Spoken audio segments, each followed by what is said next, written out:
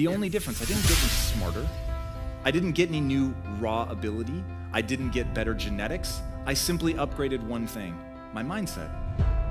I began to believe different things about myself. At this point in my life, it was such a dark period. I started reading about the brain, and I wanted to understand what the nature of the mind was. And at the time, this is the late 90s when I first started reading about it. At the time, it was hotly debated as to whether or not you could learn new tricks, right? Can an old dog learn new tricks? And people were saying, nope, you're born with the number of neurons that you're born with, and that's it. Every time you have a beer, you're knocking 10,000 out, and it's just a steady decline until you slide into the grave. That's what people were talking about. And then there was another group of people that said, no, actually you're forming new neurons every day.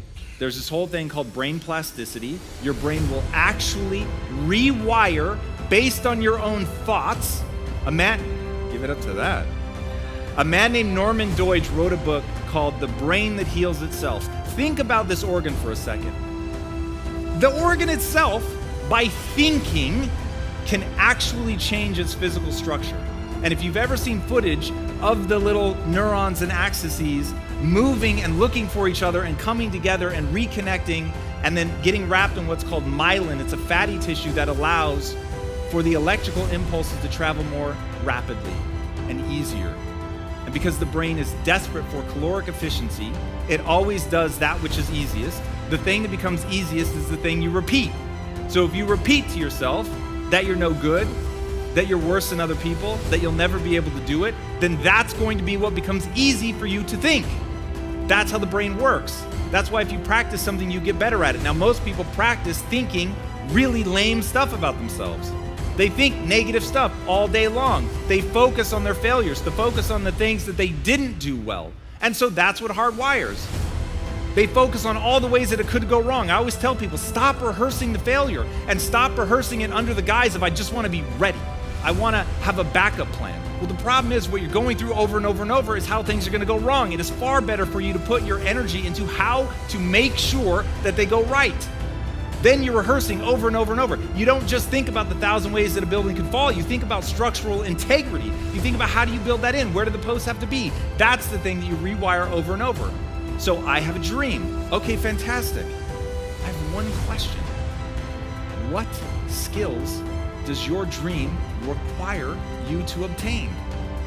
Now you know what to do. Now you know how to spend your time. So even though it was this hotly debated thing, I decided I was going to believe in brain plasticity. Why?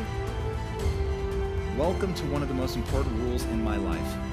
I chose to believe it not because I knew it was true. I chose to believe it because it was empowering. And I only allow myself to do and believe about myself things that are empowering. I think humans have an extraordinarily hard time determining what is true. You're something like 5 times more likely to believe something negative about yourself than you are something true. Your brain's job is to keep you alive. It is not to keep you thriving. So it's going to protect you from danger. It's going to send warning signals all the time. It's going to tell you that you're smaller than you really are so that you don't take that risk.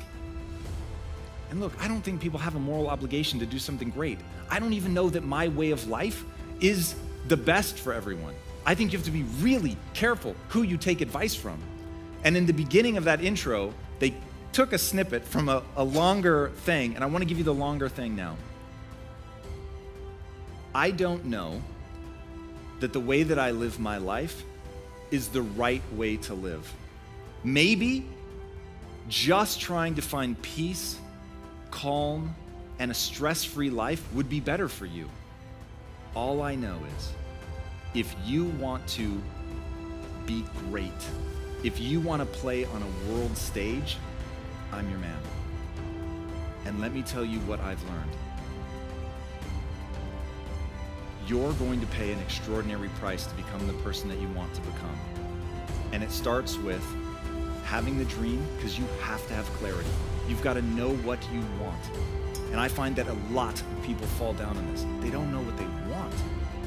They have some general sense. They'll say things like this: Tom, I know exactly what I want, man. I want to help people. Fantastic. In what way? How are you going to help them? How are you going to measure your success? There are so many ways to help people, and your job is to get really extraordinary at one of them. To me,